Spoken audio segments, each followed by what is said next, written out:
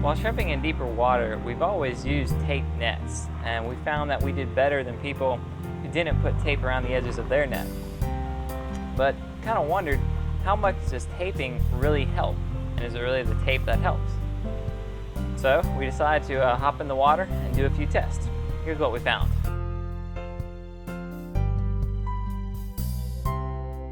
Both nets had a 7-foot radius and the same mesh. However, one had tape around the edges and the other didn't. The first one we used was the one with no tape on it. We did several throws with this, and all the results were the same. This net tended to quickly fold up, and by the time it hit the bottom, it had a diameter of about 4 feet. Okay? Now when this was first thrown, it probably had a diameter of close to 14 feet. So obviously, it definitely folded up a lot, and you're not catching many shrimp this way.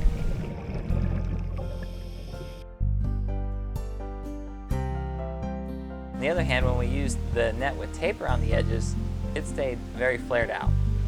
By the time this net hit the bottom, it was probably 8 foot in diameter. Now keep in mind, if the diameter is twice as big, that means the area that this net is covering is 4 times as much as the non-tape net.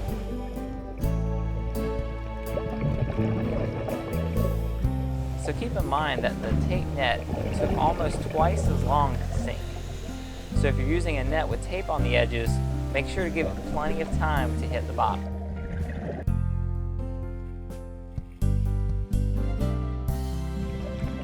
Also, one thing neat about the tape net is that it seems a little more forgiving, a little more corrective.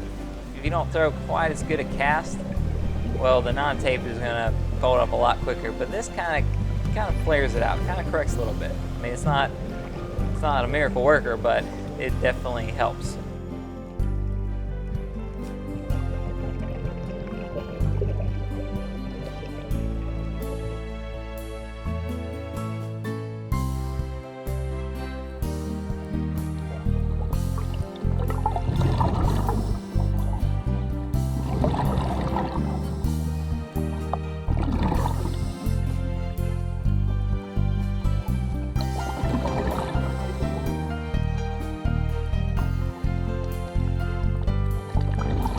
Now, one thing we learned, and it's something we've kind of done for years shrimping, is once the net hits the bottom, you want to kind of slowly pull it in at first, okay? Because this makes the net kind of drag along the bottom and scoop up any shrimp.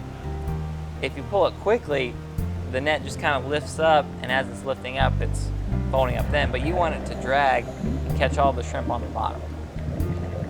So that's another thing that you can do to help you catch more shrimp.